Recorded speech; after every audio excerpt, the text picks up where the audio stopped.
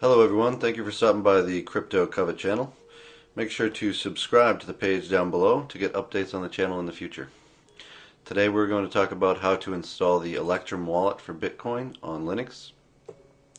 I'm using Centos 7 as the flavor of Linux I'm running here, but the same instructions it's very similar on other distributions as well.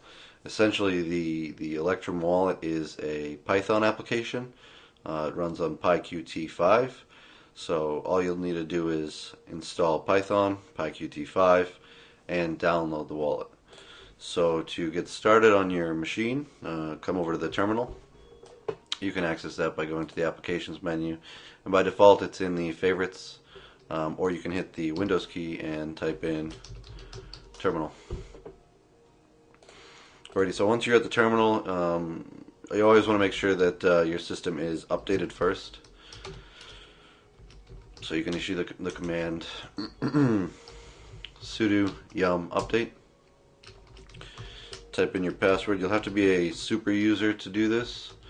If you're not, you can do it as the root account or make yourself a super user. Go ahead and allow all the default applications and installed applications on your machine to update. Depending on how far behind you are, this particular step, it depends on how long it's going to take for everybody's machines out there.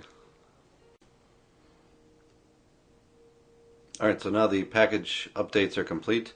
What you want to do is you want to make sure that you have yum-utils installed as another package.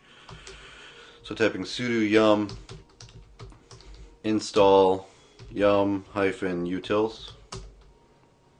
Now I've already got the package installed in my system, so as it says here, there's nothing to do.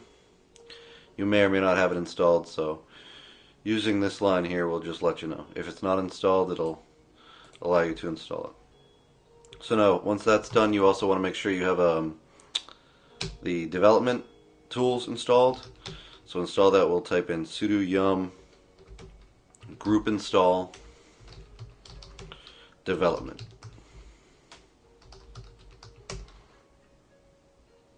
And there are a couple updates here that I'll require for this, so I'll be back with you when this is finished. Alrighty, so once your development package is done installing, you're going to come over here and install another RPM from the web.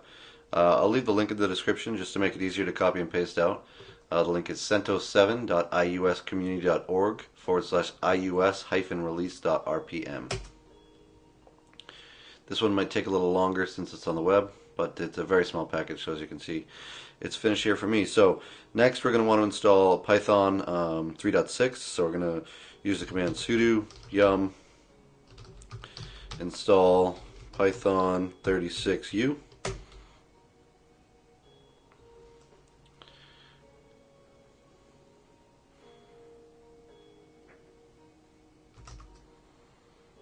Say yes if it asks you any questions about downloading.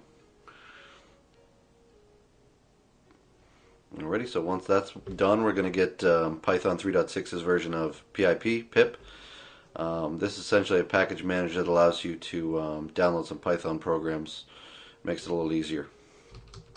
So sudo yum install Python 36u-pip.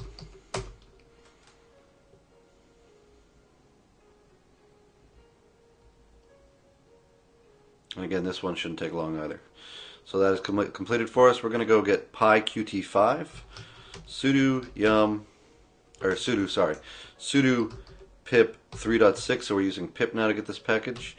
Install PyQt5. Now, where we're typing sudo everywhere, if you're logged in as a root user, you don't need to use that.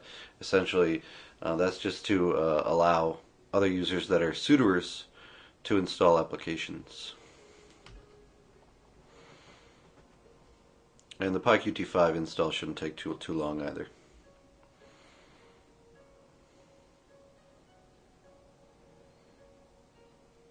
Alrighty, so that's completed.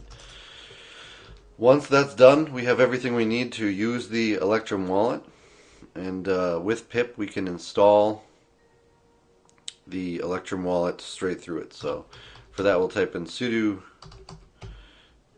pip3, install, and the link to the Electrum wallet. Right now version 3.0.5 is the most recent, so that's https download.electrum.org/3.0.5 Electrum -3.0.5.tar.gz. We're going to use pip 3.6 as the command, not pip 3. And that'll download it from Electrum's website. You can always check the website too. At the time you're looking at this, there might be a newer version out than 3.0.5.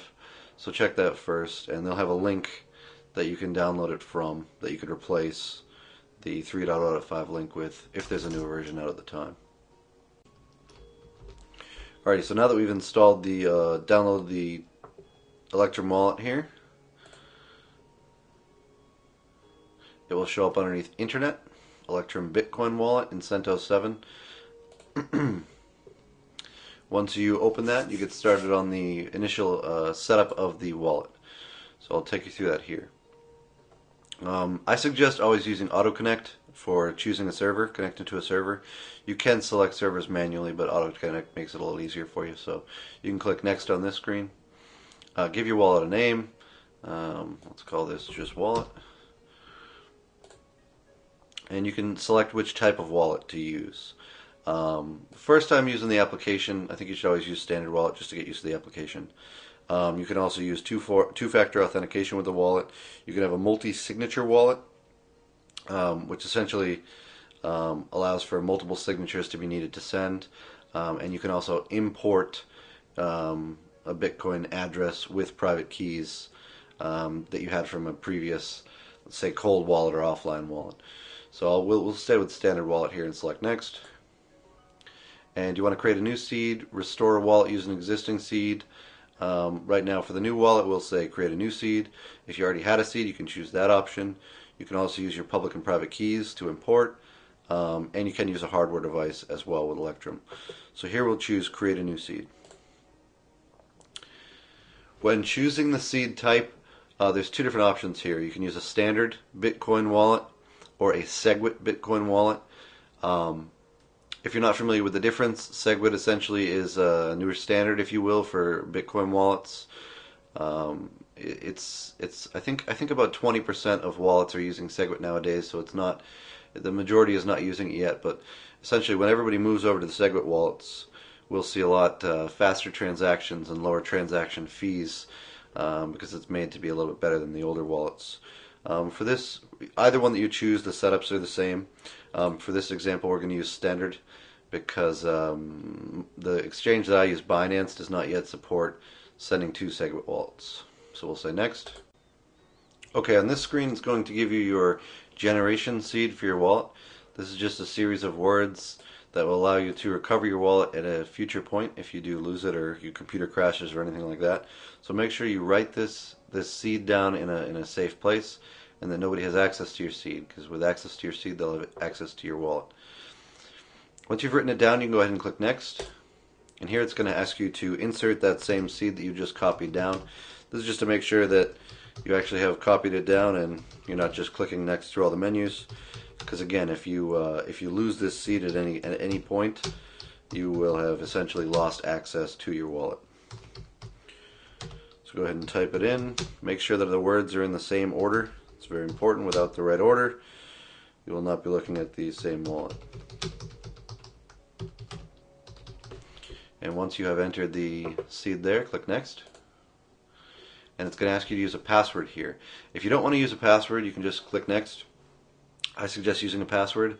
What this password here is going to do is encrypt your wallet keys. So if somebody ever had access to your computer, the files for your wallet wouldn't be plain text and unencrypted. Here they'd still have to decrypt them with the password before they could access them. And if you type in the same password twice correctly, you're going to be able to click Next again. Click Next. And here it is generating your addresses. And now we have our brand new Bitcoin wallet with Electrum. So as you can see, it was synchronizing there, and now it's done. So this wallet is it's pretty straightforward and simple, but it also has a lot of powerful things that you can do with it as well. Here on this main screen, the history screen, you'll see any transactions that you've made to or from. If you choose you want to send Bitcoin to somebody, you can come in here, enter their wallet address for pay to, put a description on it for your records if you'd like, enter the amount of Bitcoin you'd like to send them, and here there's also a slider that allows you to choose the fee that you want to associate with it. So this is one of those features that it gives you. If you make this fee too low, the problem is your transaction may never go through. If you make this fee too high, then you're paying too much than you'd really have to. So what you can do is you can look up at any given time what the going rate is for fees, and then adjust this as needed. On the Receive tab here, we see that we have an address. This is one of our wallet addresses in the Electrum wallet. So if you want to send Bitcoin to this address, or somebody else is sending Bitcoin to you, this here is the public address that you'd be giving them. Nice little link here that'll copy it for you, and this is your QR code as well. So you can put a request in this wallet. So if you knew somebody was sending you any amount of Bitcoin, you could type in here a description for what they were sending it to you for, how much they were going to send you, and also give it an expiration on how long that request would be sitting in your wallet for. But you can just go ahead and straight send to this wallet address from another wallet. Now down here, one thing I always like to do too with a lot of these wallets that use seeds is I like to export my public and private keys as well. So in order to do that in the Electrum wallet, you click on Wallet, Private Keys, Export. Enter the password that you set up for your wallet, because again this is all encrypted on your computer, and it will generate your keys here. Now with the seed wallets, you actually have more than one public and private key. So as you can see with the Electrum wallet here by default, these are the ones that it's given us. This on the left side is our publics, and the right side is the associated private keys for those wallets. So again, I think it's always a good idea to back these up as well, because then you can use these same key pairs in different wallets as well, or even just to view the blockchain, as opposed to always having to use the Electrum wallet. Now the Electrum wallet again uses the seeds to recover at a later point. So you can save it somewhere to a file, export it. This wants to save it to here, so let's say export. Private keys exported. And if we go to that location, we can see here that we have this document here with our public keys on the left and private keys on the right. I'm a fan of the Electrum wallet. It's very easy to use. Again, there are some advanced features if you want to get into that. It's just to me it's a cut and dry, pretty simple wallet to use, and I haven't seen any issues with it, sending, receiving, any bugs or crashing. It runs very well. I hope this information has been helpful to you guys. Make sure you like the video, and again subscribe to the channel, and I will see you next time. Thank you.